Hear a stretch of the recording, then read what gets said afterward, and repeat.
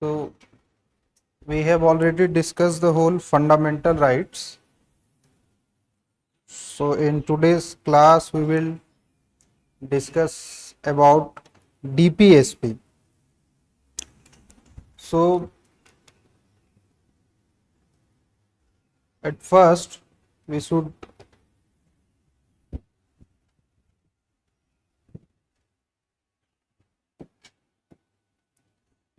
initially within the DPSP, what all things that we have to cover. So first thing that we have to cover is what is DPSP. Then what are the constitutional provisions regarding to DPSP. Then what are the features or characteristics of DPSP. Then division of DPSP, and after all that we have to see the debate between fundamental rights and DPSP. These all things that we have to cover with respect to this unit or this chapter. So first thing first we have to discuss what is DPSP. So DPSP stands for Directive Principle of State Policy. So Directive Principle of State Policy. So from its full form we can understood that it is all about or it contains the direction that related to policy formulation of state. Therefore, DPSP serves as a direction to whom? Direction to the state. For what? So to make state policies. To understand what is the direction or why this is given in the Constitution of India, we should first try to remember what all keywords we have discussed in preamble. So we have discussed that India will be a sovereign country. India will be a secular country. India will be a socialist country. India will be a democratic country. India will be a republic country. So these all we aspire to be, or that we want to achieve at its fullest potential. Now how we will achieve this thing, or how we will supposed to go over a level in these things? Through providing certain things to the citizen.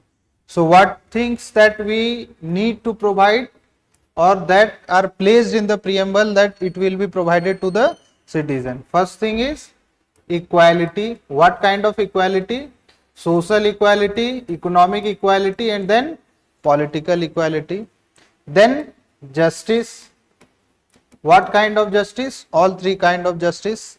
And then fraternity and belief. Belief of what? Belief of faith and worship and all these things. So in order to provide these things to the citizen,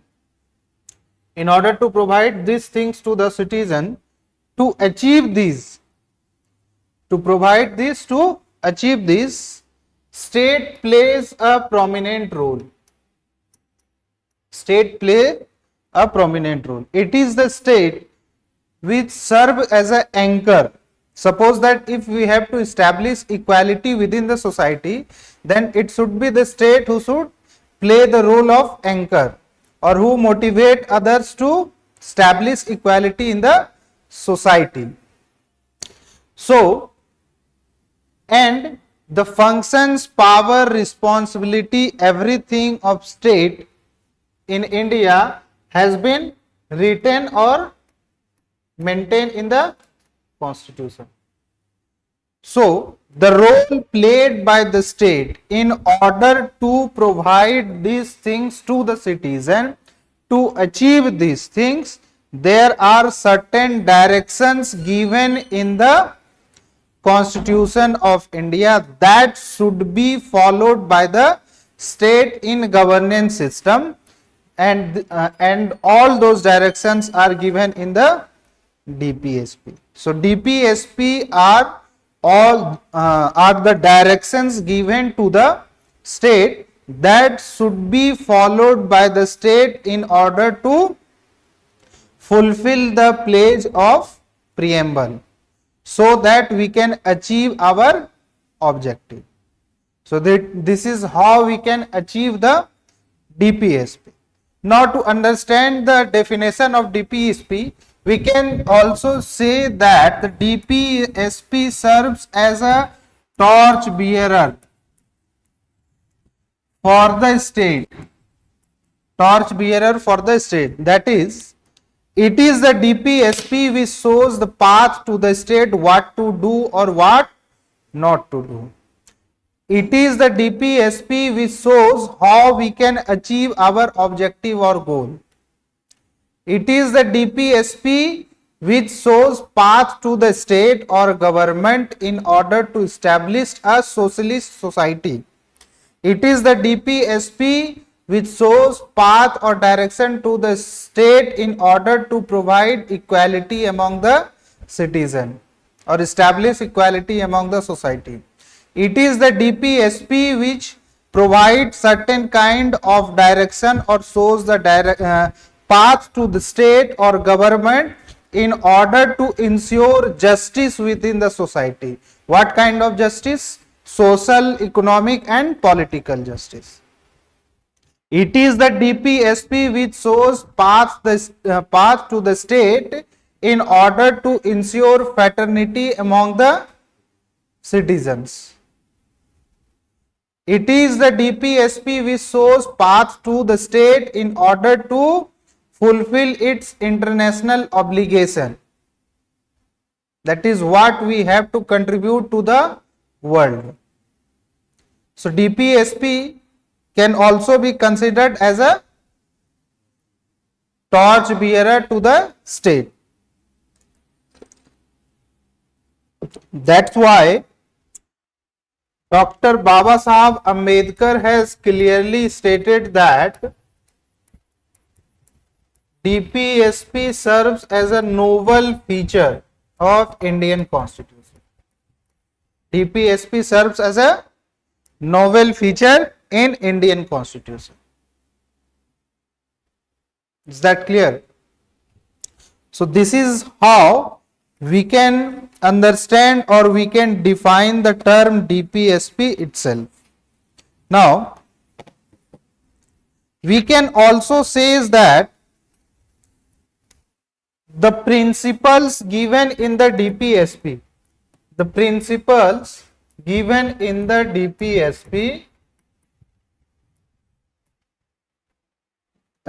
ensures socio-economic equality within the society.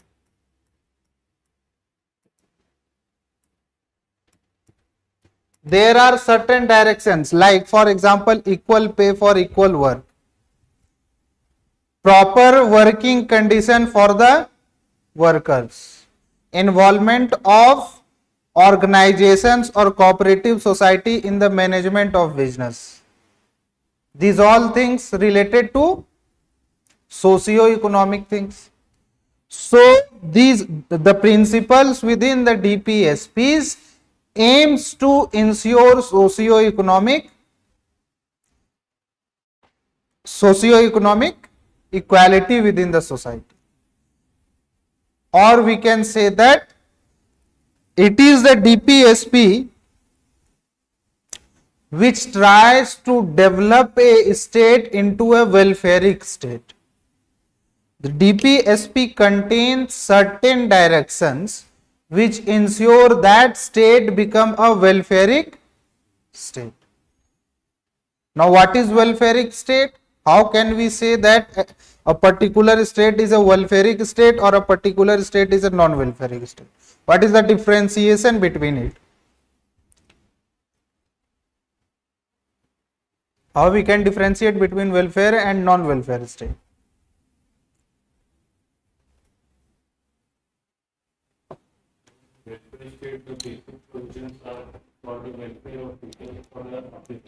What kind of upliftment? Social, economic, political, every kind of upliftment.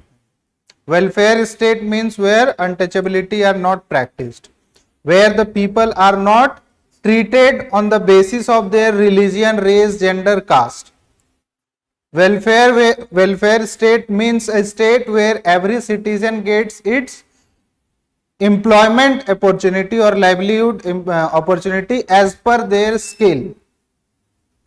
As per their skill, that is what welfaric state. Welfaric state means state do certain things in order to uplift the marginalized section.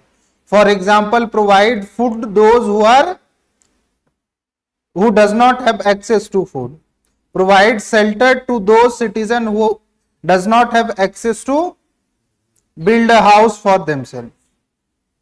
This is what welfaric state means. So all these things, all the principles within the DPSP promote or motivate a state to convert itself into a welfaric state or welfare state. Or we can say that by through using the principles of the DPSP, a state can become a welfaric state, or if a state follows the principle of DPSP, then it ensures law and order within the society. Ensures law and order within the society. These principles basically differentiate between two types of states. What two types of state? A police state and a people-centric state. Or we can say that democratic state, or we can say that welfaric state. This is the principle which differentiate between them. This is the principle which differentiate between a dictatorship and people-centric government. So this is why DPSP is important or given within the Constitution of India. Now, DPSP present within the part 4 of Indian Constitution from Article 35 to 51. Sorry, 36 to 51.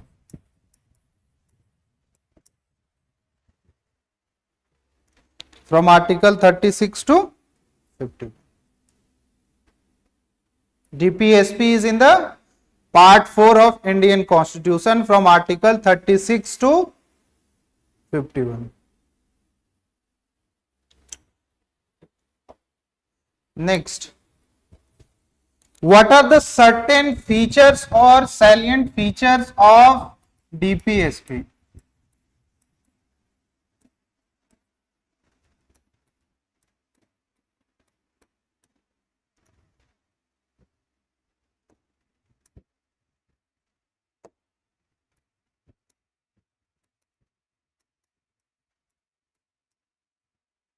So first thing first, DPSP is non-justiciable in nature.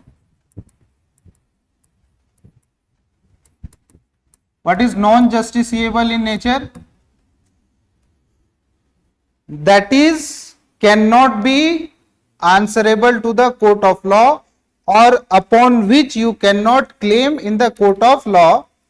So DPSP is non-justiciable in nature. That is, in order to understand it in more complicated, more simple terms, we can use an example like, suppose that there are certain principles A, B, C, D, E is given within the DPSP. Certain principles given in the DPSP. And it is the responsibility of state to fulfill this principle. It is responsibility. Just focus on the word used. It is the responsibility of state to fulfill these principles, but not it is the obligation upon the state to fulfill these principles. Responsibility and obligation, these are two things. Responsibility means you have to fulfill this principle, there is no time frame. Responsibility means no time frame, as per your wish or as per your convenience. But if this principle becomes obligation to the state, then state has to fulfill this principle within the time frame.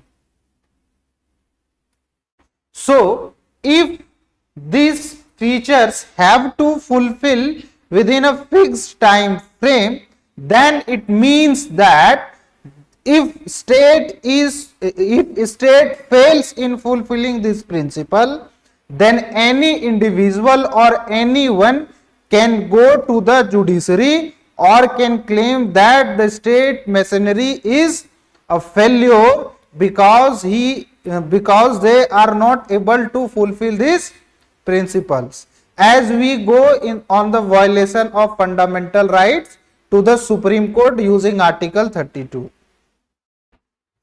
But here these principles are not obligatory, these principles are responsibility. You have a responsibility to do certain things. The things can be achieved on a scale 1 to 10, depends upon the situation, time and all other environmental conditions. Is that clear? So, since these principles are responsibility of state to fulfill, not the obligatory, so no anyone can claim that the state is failed in fulfilling these principles, because state will fulfill these principles as per certain degree of conditions, as per economic status of the state, as per social condition of the state, as per priority according to the time. So, in order to fulfill the DPSP or in order to follow the DPSP, the constitution has given free hand to the state. It is upon the state to when fulfill which principles or to when follow which directives given in this part 4 of the Indian Constitution. It is upon the consciousness of the state. Why such thing is given why such freedom is given to the state? So there are numerous reasons behind it. What kind of reasons? So first reason is that when we get independence and after we adopted our constitution, the economic status of India was not too sound. The social status of India was not too sound. We are facing the problems related to poverty. We are facing problems to malnutrition. We are facing problems to employment. There is total absence of private sector. Now suppose in this situation, the responsibility of state or the priority of what should be the priority of state in these conditions? So state first, in these situations, or we have food scarcity,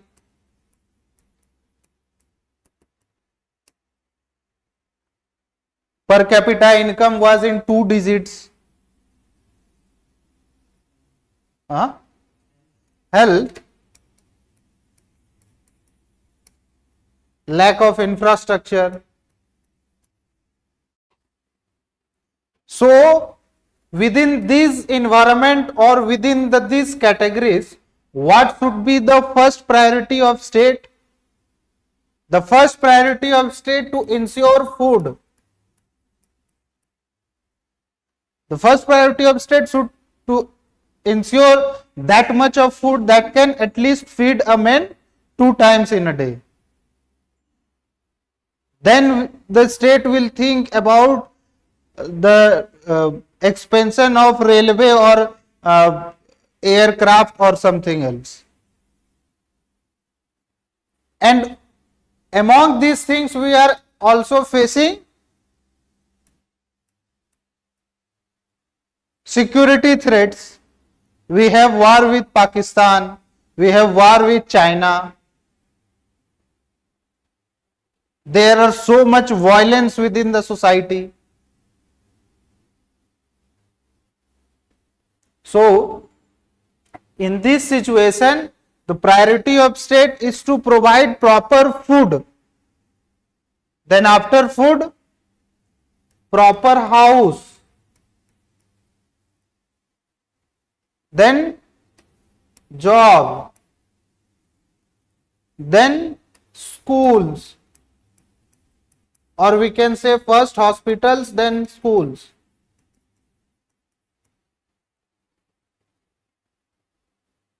The government has to make industries or to develop industries or provide subsidized things to the backward or marginalized people.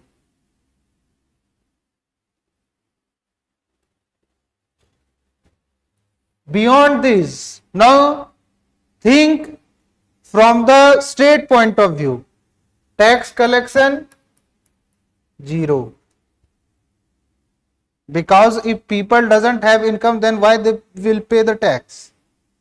If people doesn't have money in their pocket, then why they purchase the things? And if the goods and services are not sold or flow in a market, then the revenue collection of state already will decrease, because the primary source of state is tax collection, either direct or indirect. Tax collection is zero, no private sector. State has to create the job, and also state has to feed the food. So in this situation, if someone says that ensure equal pay for equal work,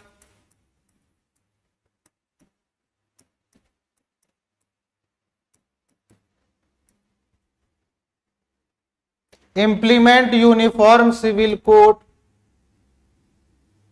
establish panchayati raj institutions,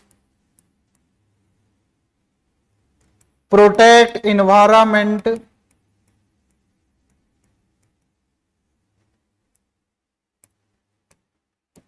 provide free legal aid,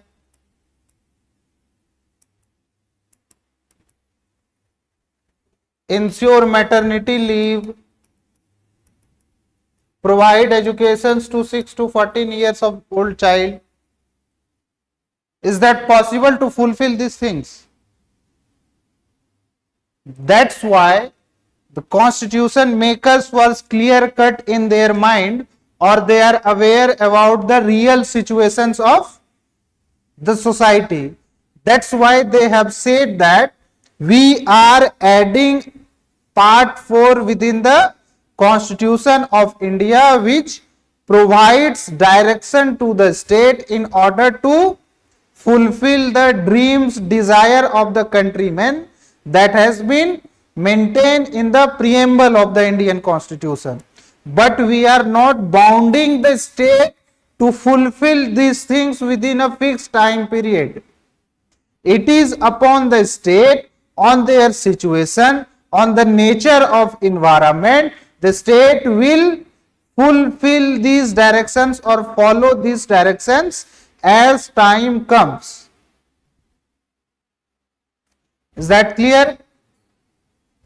So, the counter argument against it is that if it is upon the wish of state, or if it is upon the consciousness of the state, then why we need such kind of charter maintained in the constitution? Then what is the use of part 4 in Indian constitution? It's just adding another 12 to 15 articles within the Constitution of India, and all the aspirants who are preparing for any exams or civil services exams have to read these extra articles. Then why the constitution framers or constitution makers had added this part in the Constitution of India? So the answer to this argument was that suppose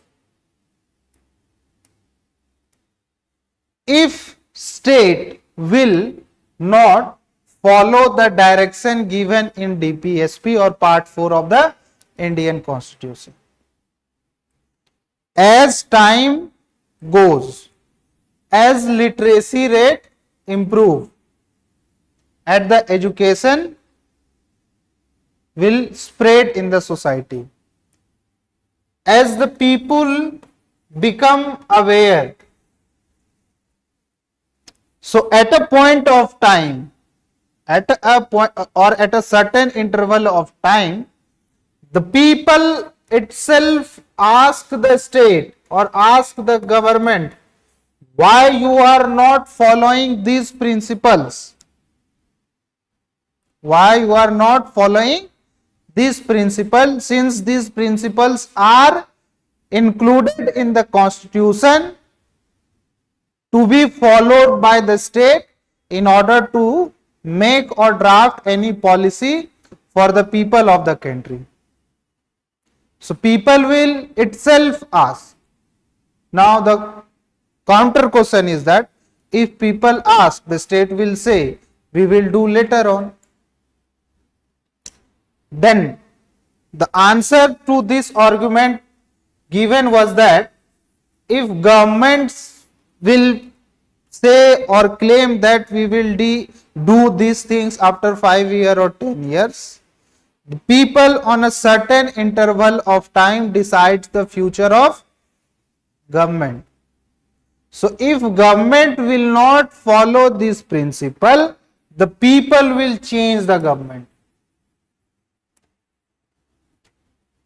The people will change the government. The people will elect those government or those political, the people will cast vote to those political party who claimed that if we come in power, we will follow these directions. So DPSP does not legally binding upon the state, but it is the moral obligation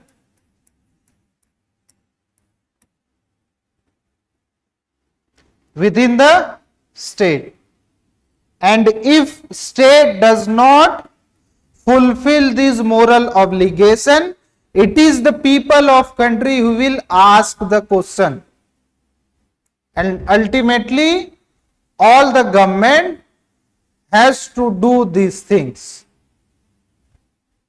That's why these directions are added in the Constitution of India.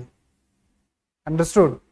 So this is the first features or salient features of, or we can say importance of DPSP. Now, second features of DPSP is that DPSP is not a static principle. It's not a static principle, that is, it is not a such kind of principle that once it was written, it will not evolve or innovate or change. But the part 4 of Indian Constitution is dynamic and evolving in nature.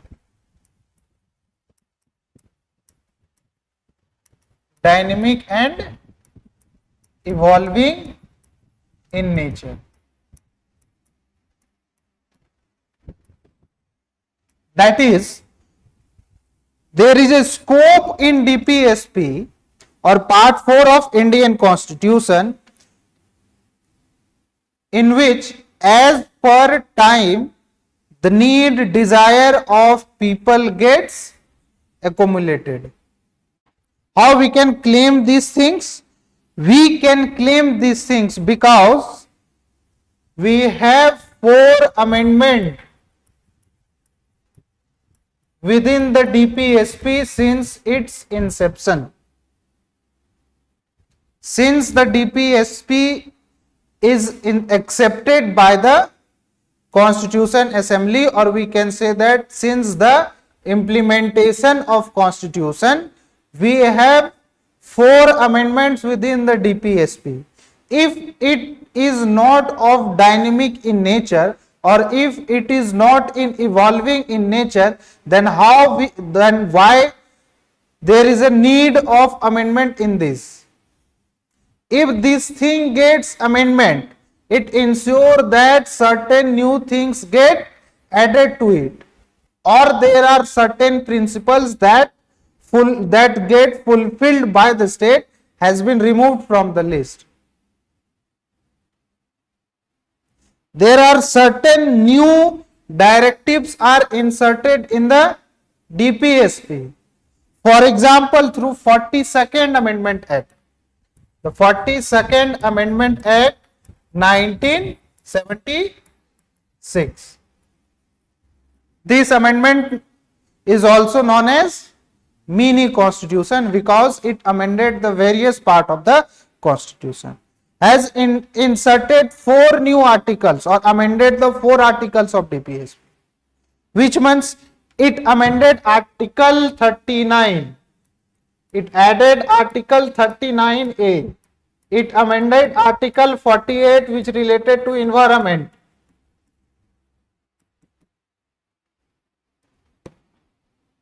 It also added Article 43A. Article 39 is totally related to socialistic approach of the Indian government. We will discuss Article 39 in detail while we will discuss the articles. It is Article 39 which clearly states that it is the responsibility of state to prohibit concentration of wealth in few hands. Or state should do or take certain actions in order to control the concentration of wealth in few hands. It is the Article 39 which states that the ownership on the resources available in the society is of whole society. That is, the resources that is obtained from the society should be equally distributed among the societies. So Article 39 is totally states about the socialistic nature or socialistic feature of Indian government. That's why when the term socialism is added in the preamble, the judiciary has clearly stated that the term has been added to the preamble now, but the nature of Indian state is socialistic in nature since inception of constitution, and socialism is a basic structure of Indian constitution. That's why the word socialism is still in the preamble, although it was added through the amendment. Similarly, 44th Amendment Act. 44th Amendment Act 1978. That is, after emergency, the new government under Janata Party was formed. This amended Article 38. Similarly, through 86th Amendment Act 2002,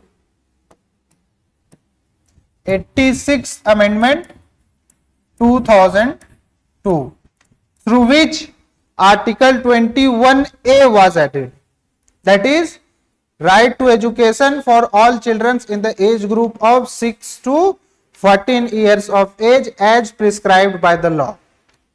That is what Article 21 clearly states.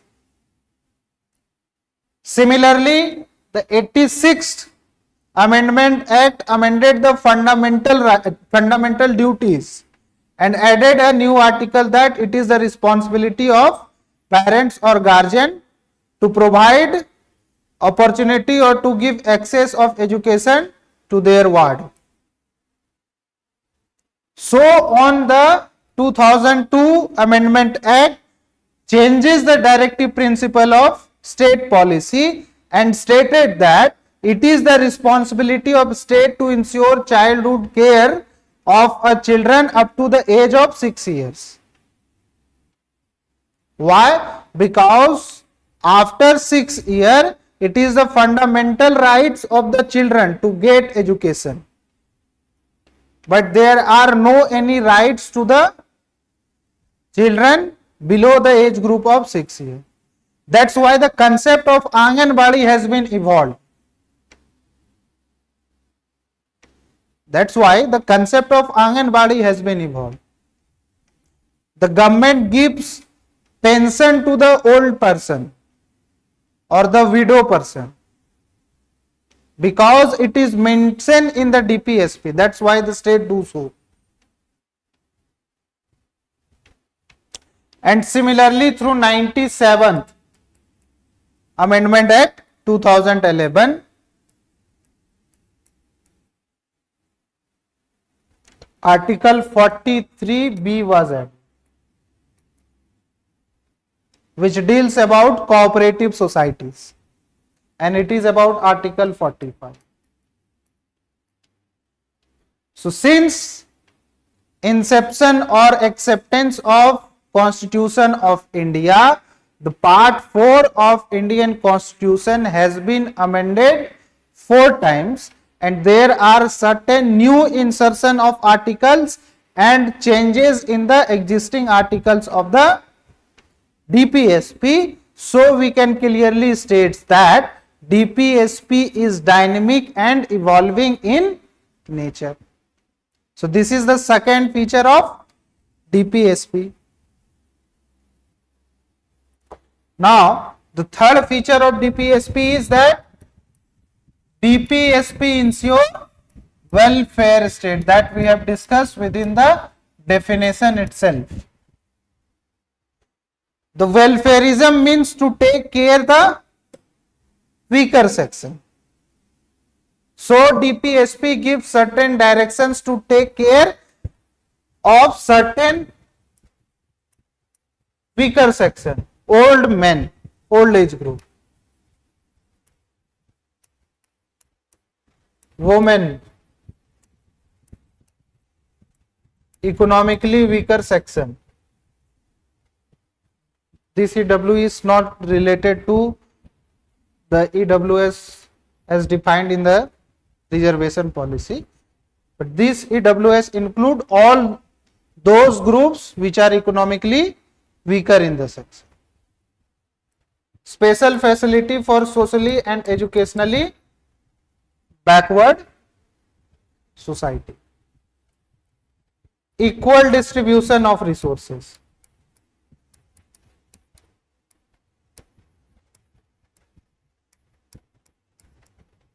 Equal distribution of resources.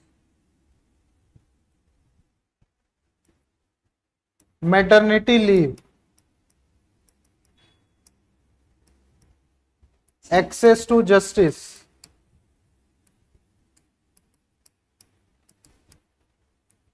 Equal pay for equal work.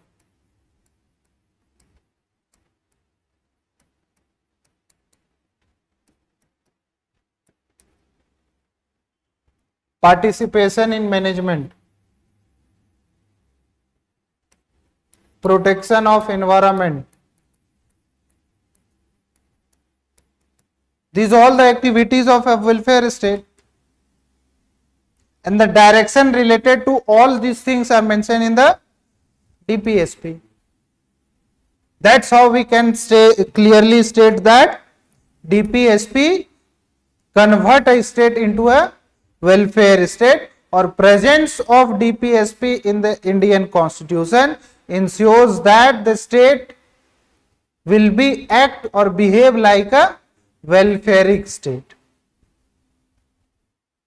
Welfaric state means public participation.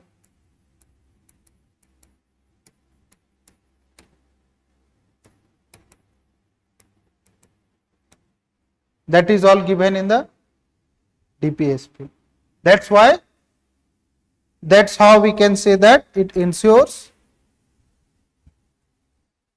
or we can say that DPSP ensures welfaric nature of the state. Next is socio-economic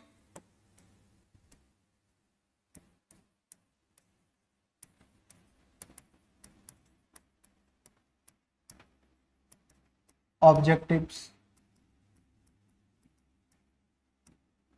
Socio-economic objectives. It fulfills the socio-economic objectives. What kind of socio-economic objectives? So, equal pay for equal work, equal distribution of resources, special care for socially and educationally backward and economically backward, participation in management, access to justice, public participation. These all things are related to socio-economic objective. So, DPSP promotes state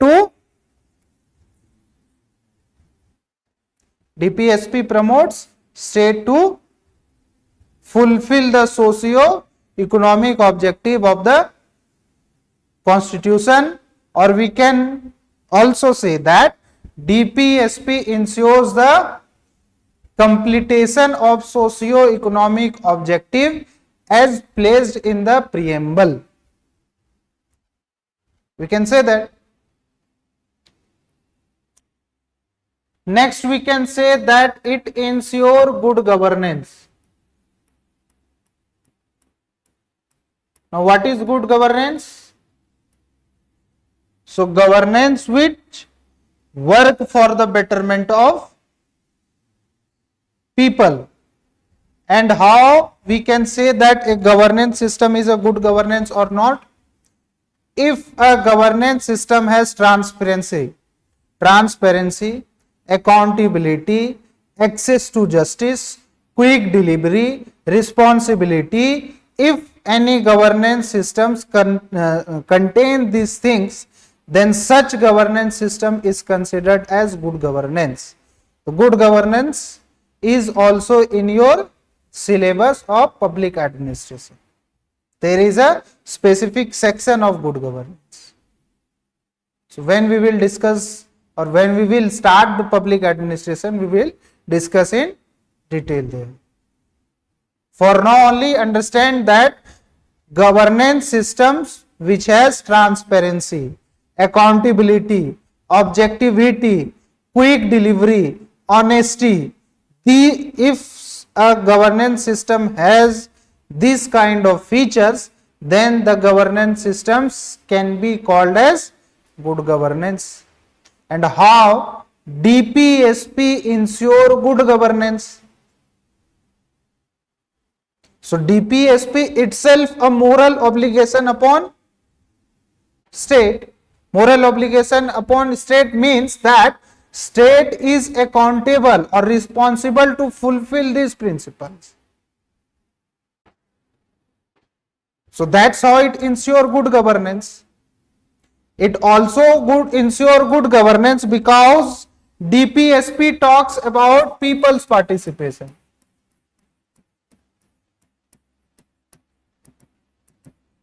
How people's participation?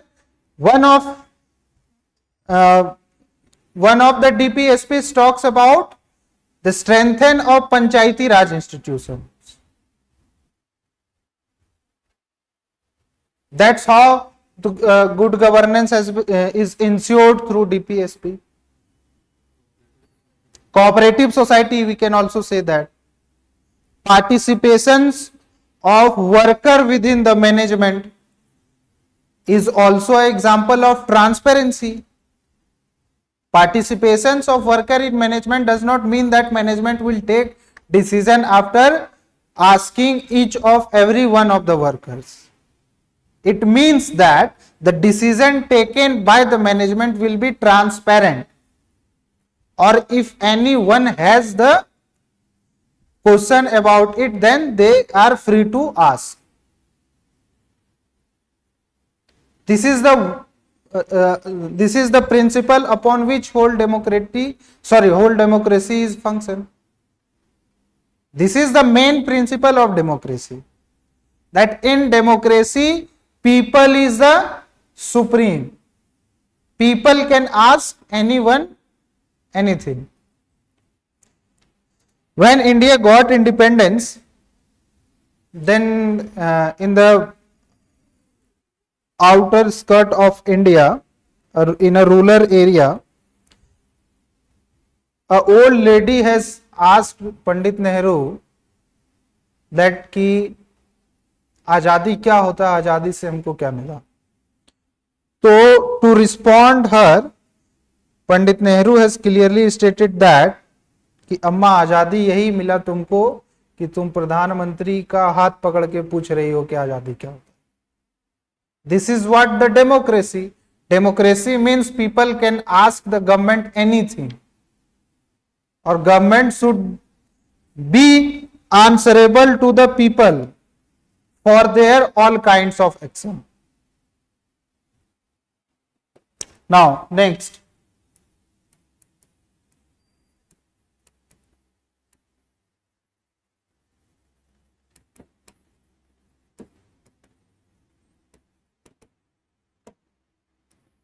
DPSP also ensures certain kind of international obligations. DPSP talks about promotion of peace on world level.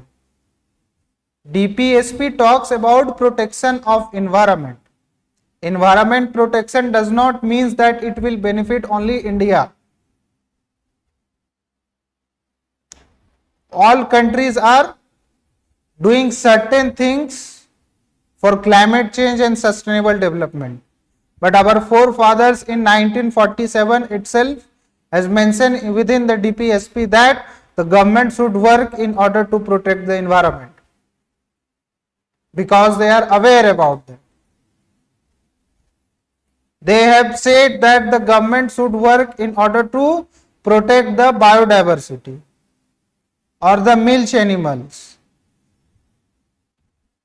There are certain things that we are discussing today, or things that are become more crucial in today's, or we can say that in this century, that has been maintained or given in the Indian Constitution in 1947 itself. That's how once the Constitution of India has been accepted, or its accepted democratic form of government or parliamentary form of government, and given universal adult franchises to its citizen, many experts have predicted that the new formed government or new formed country will not exist beyond 10 years. They have predicted the life of new democratic India to 10 to 12 years or 15 years. But we are in 80th years of our independence, and we are growing much. We are evolving, we are getting grower, we are getting bigger with the same constitution. There is no any threat to the constitution until today. There are certain political debates going on in the media or something else, but it is the positivity or strength of Indian Constitution that we are becoming more bigger, or we are on the verge of becoming a superpower within a few years, or we are in the works of becoming a economic power center. This is because of Constitution. It provided a certain degree of base upon which we are building a we are constructing a whole building. So these are the salient features of DPSP. So what are the salient feature of DPSP? It is non-justiciable. Second, it is evolving and dynamic. Then it ensures welfareism or welfaric state. Then socio-economic objective. Then ensure good governance or international obligation. Or next we can say that it is integral to the constitutional scheme.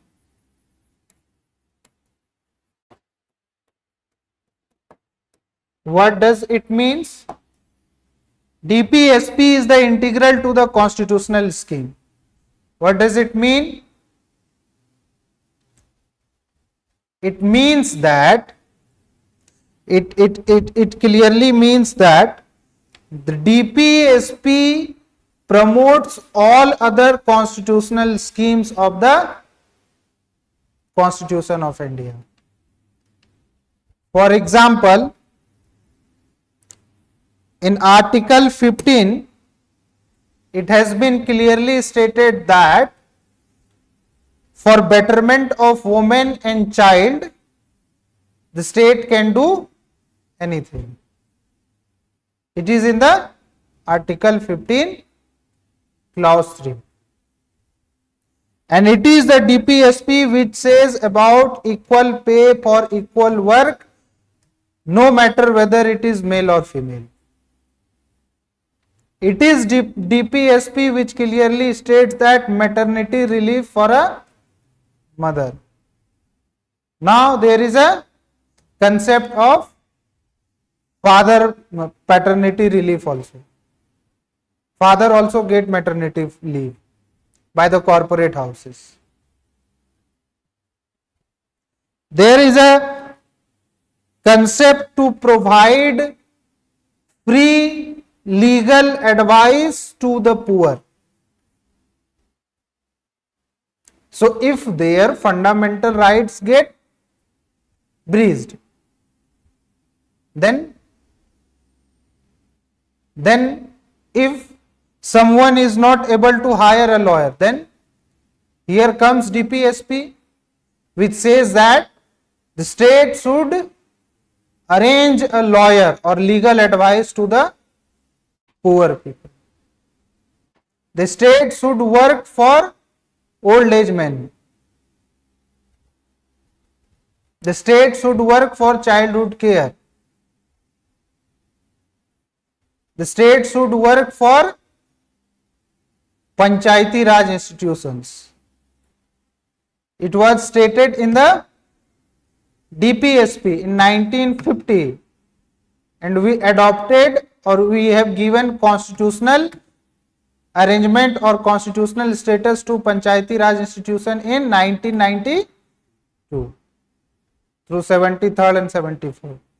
But the provision of Panchayati Raj institution was there in DPSP.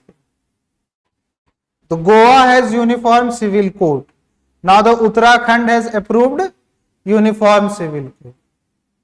Now there is a debate going on that we can have a uniform civil code on national level.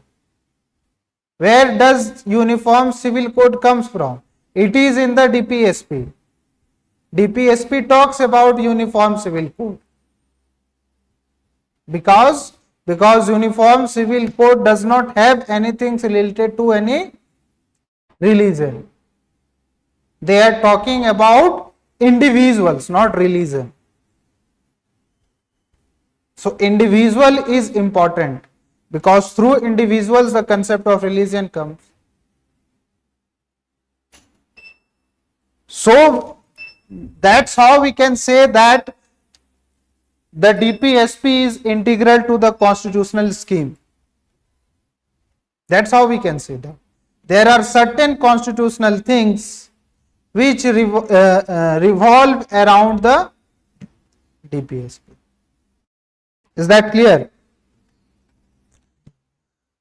Now we have understood what is DPSP. We have understood where the constitution talks about DPSP, and we have also understood the salient features, importance or characteristics of DPSP. Now the DPSP has been divided into various categories. The DPSP has been divided into various categories as per their nature. As per their natures. So DPSP has been categorized into basically three categories. There are certain DPSPs which talks about socialism.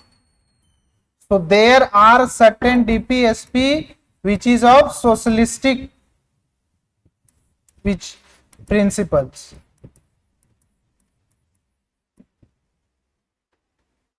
Or which are based on socialistic principles. So there are certain DPSPs which ensure or which reflect the socialistic character of the state. For example, we have talking about Article 39. We have 38 also. We have 41, 42, 43, 47. These all articles talks about socialistic principles. Which all about? So Article 38, 39, 41, 43 and 47 also.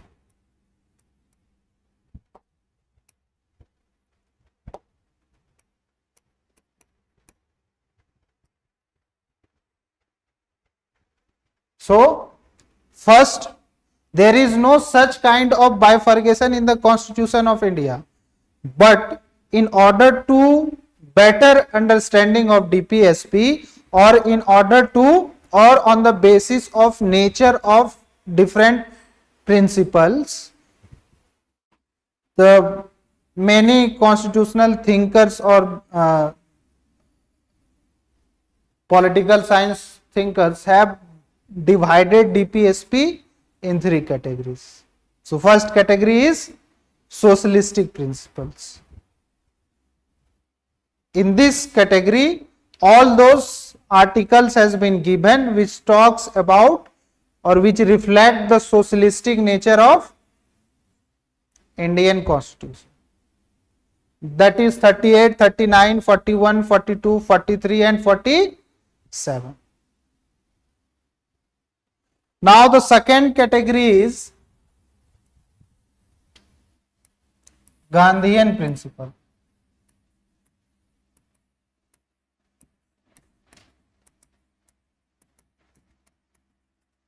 There are certain DPSPs which based upon the thoughts of Gandhiji. So second category is Gandhian principle. For example, Panchayati Raj, the term Gram Swaraj, these things are given by Mahatma Gandhi. He was in the favor of establishment of Panchayat, or he was in the favor of that people should be governed from from village level. Or he was in favor that the most powerful or strong organization in whole political structure should be the village panchayat. All decisions should be taken in the village panchayat. He is in the favor of bottoms up approach. Bottoms, that is in the grassroots level decision will be taken. But in order to establish this kind of institutions or this kind of political arrangement, state needs time, state needs economy, state should have a feasible economy, state should have certain degree of freedom in terms of economy. So this can include 40, 43, 43B, 46, 47 and then 48.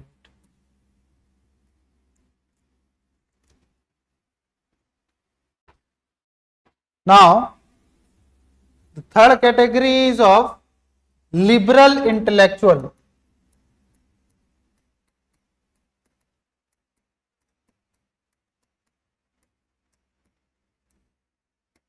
Third category is of liberal intellectual. 44, 45, 48 and 49. So this is how DPSP has been categorized.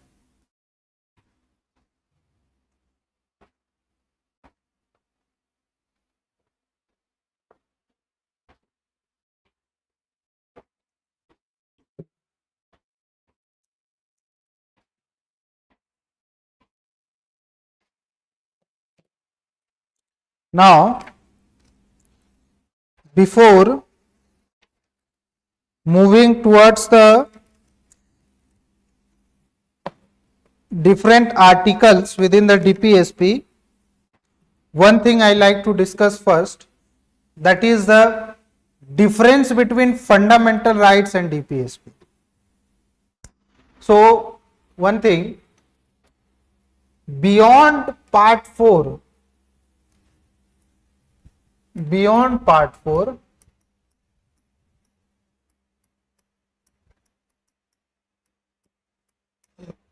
of the Indian Constitution, there are certain directions given to the states.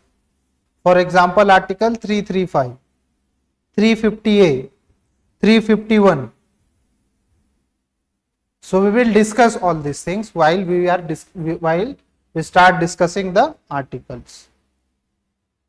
Now, next part is there are two things that we have to read here with respect to fundamental rights. First thing first, that is relation between fundamental rights and DPSP. Okay, first thing that we have to read is relation between fundamental rights and DPSP. Why? Because in order to fulfill certain DPSP, there are certain fundamental rights get violated. And part 3 clearly states that if any provision or any constitutional law which goes against the part 3 of Indian Constitution will be considered as unconstitutional. So here dilemma is that if state is going to make any DPSP effective, because DPSP are in directive nature, so in order to make it effective, the state has to make certain kind of laws, or state has to take certain degree of decision. So if a state is going to implement DPSP or makes a DPSP an effective one, there is a chance that by effecting a DPSP, some kind of fundamental rights of an individual or organization gets violated. This is the scenario. And this is the scenario. What is the scenario?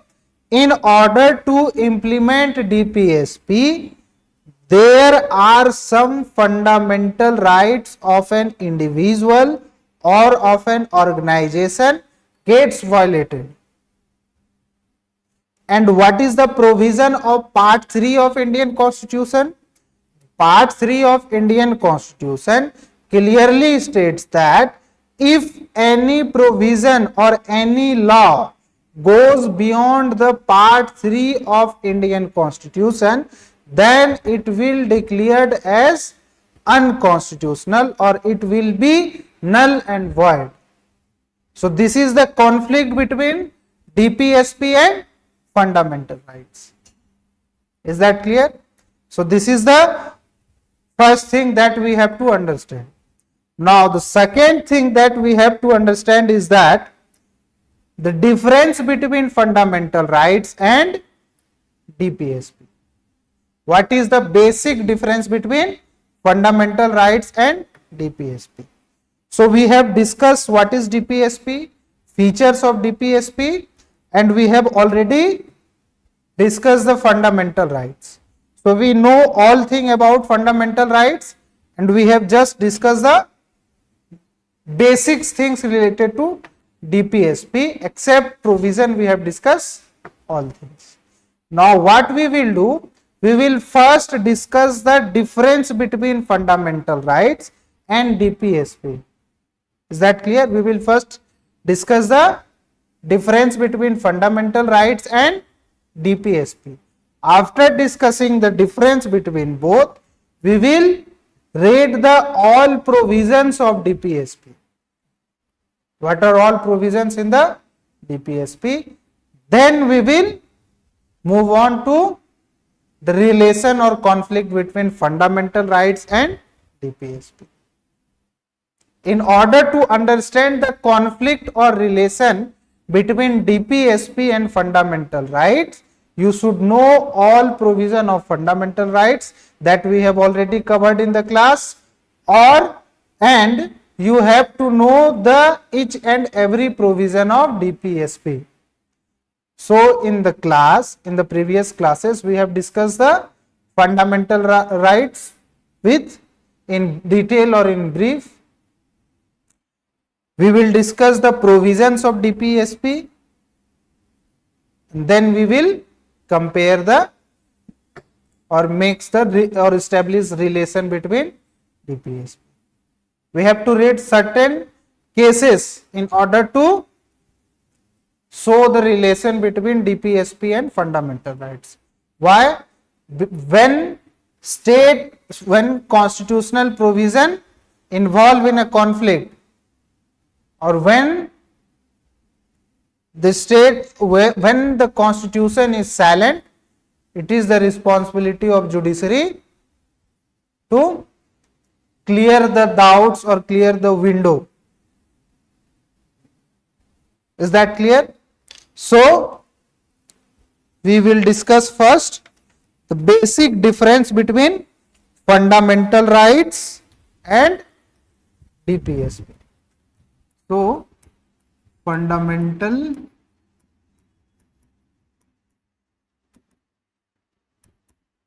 rights and versus DPSP.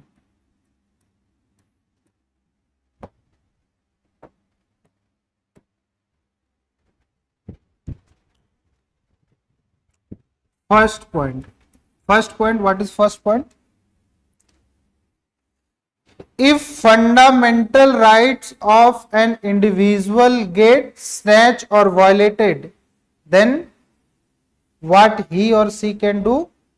He can directly approach to the Supreme Court. Article 32. In case of violation of fundamental rights, if you want, you can write also, in case of violation of fundamental rights, one can approach Supreme Court directly using Article 32. That is, fundamental rights are enforceable in nature. That is, fundamental rights are enforceable in nature. Is that clear? Now, what about DPSP? DPSP is non-justiciable in nature. We have discussed the first feature of DPSP is that it is therefore it is non-enforceable in court of law. Fundamental rights is enforceable in court of law, but DPSP is non-enforceable in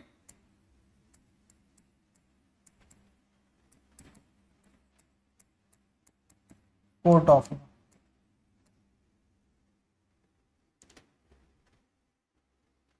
Whether the DPSP is moral obligation upon the state, or in other words, we can say that DPSP is enforceable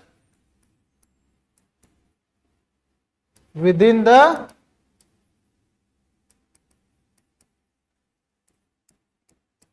court of common man.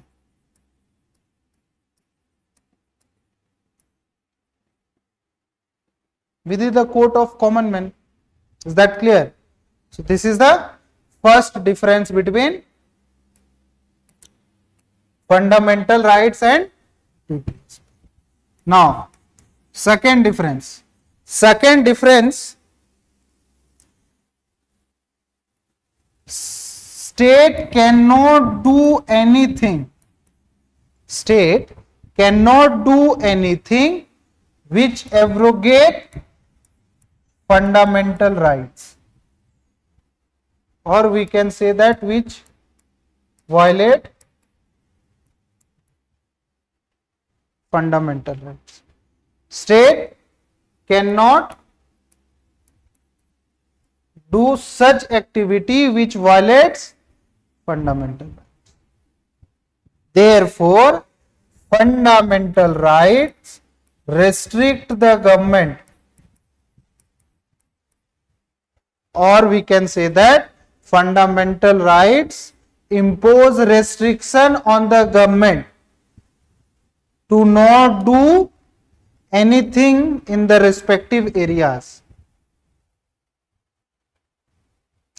The state cannot do anything by which any individual's Article 29 or 30 gets violated.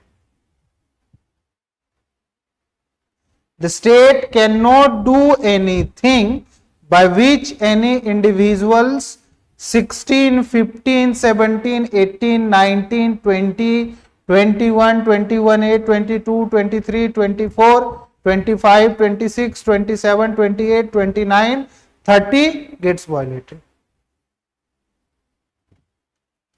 So, we can say that fundamental rights is negative in character. We can say that fundamental rights is negative in character. Is that clear? How negative? Because it imposes restriction. By stopping anyone to do anything, it means it is negative in nature. Is that clear? Now, comes to the DPSP. Now, DPSP promotes state.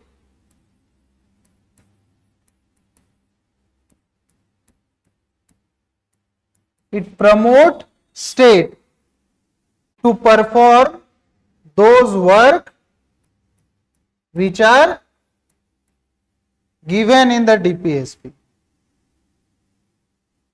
It promotes state to perform all those activities which are maintained in the or mentioned in the DPSP.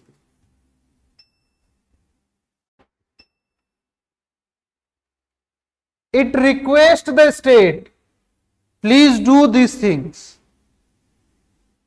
but it is upon the environment or conscience of state whether he will follow such things or not. If you are motivating anyone to do something, then it will be of positive in nature. So we can say that DPSP is positive in nature. Why positive in nature? Because it motivates state to do these things. It serves as a guide to the state. It serves as a philosopher to the state. It serves as a friend to the state. So in case of dilemma, what a state can do? So go to the DPSP, read the provision and implement the policy. So we can say that DPSP serves as a guide, serves as a director.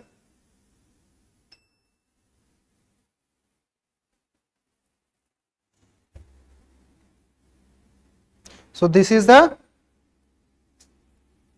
second difference. Now, the third difference between fundamental rights and DPSP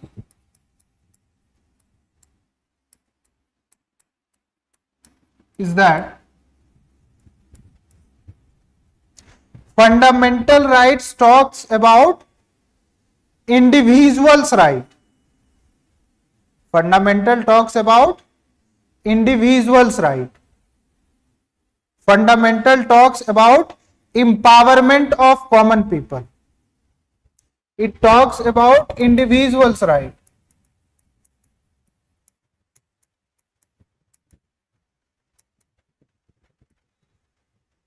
It talks about empowerment of common people. Talks about empowerment of common people. It talks about, or it impose restriction on state, or we can say that it restricts state in becoming authoritarian. We can say that it restricts state to not becoming authoritarian. So what all these things reflect? These all things reflect that fundamental talks about, or fundamental is all about strengthening of democracy.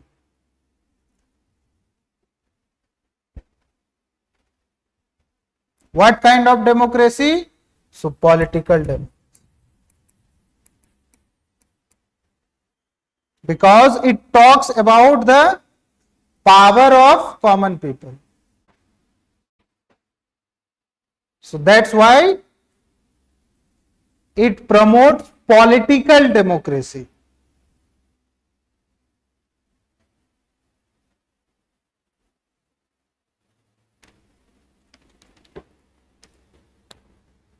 Now, if we talk about DPSP, then DPSP talks about society in large.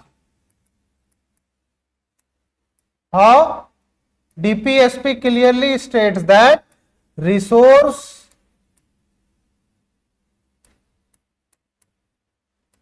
belongs to society and everyone should be benefited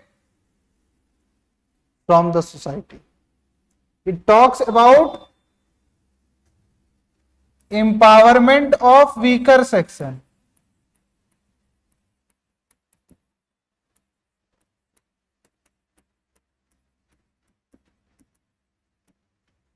It talks about empowerment of weaker section. It talks about equality in economic terms.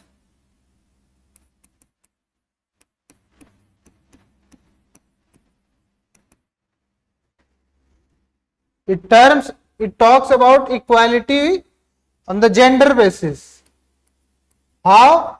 Because DPSP clearly states that equal pay for equal work, whether men or women.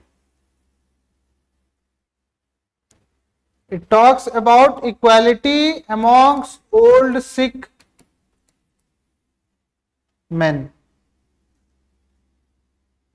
So we can say that by discussing all these things or keeping all these things in mind, we can clearly state that DPSP promotes socio-economic democracy.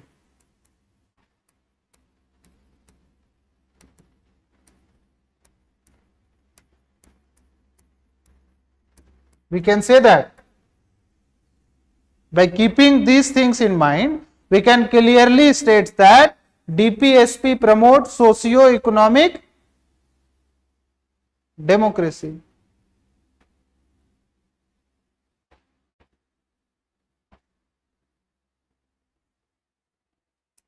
If we derive another difference between fundamental and DPSP from these points also, so we can say that fundamental rights is individualistic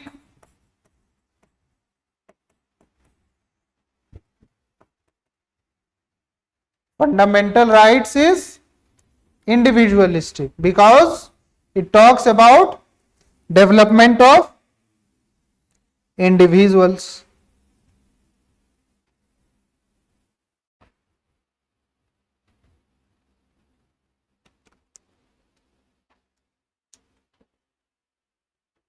Fundamental talks about upliftment of individuals.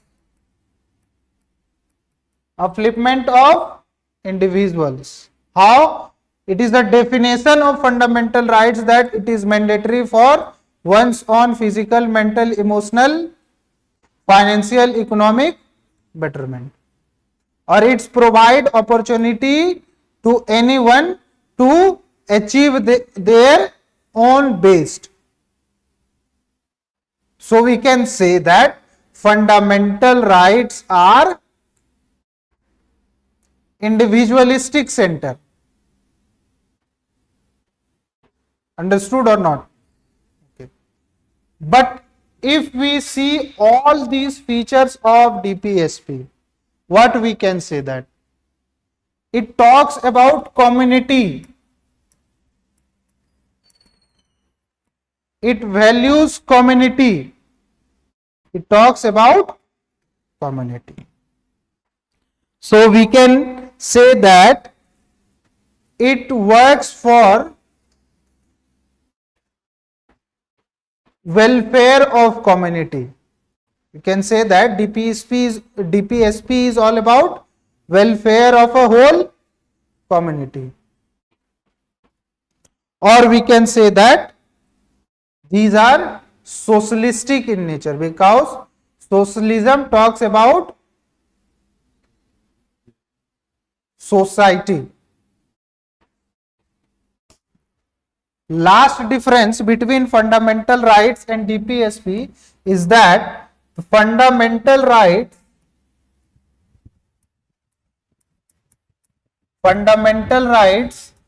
does not need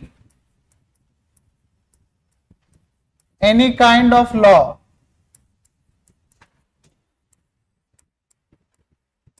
Does not need any kind of law for implementation. It is law in itself. But DPSP need certain degree of law to fulfill the principles of DPSP. So these are the basic key difference between fundamental rights and DPSP. So it is all about the basic things about DPSP.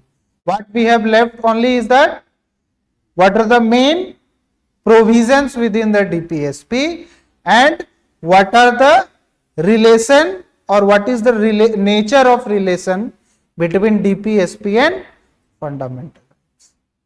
Is that clear?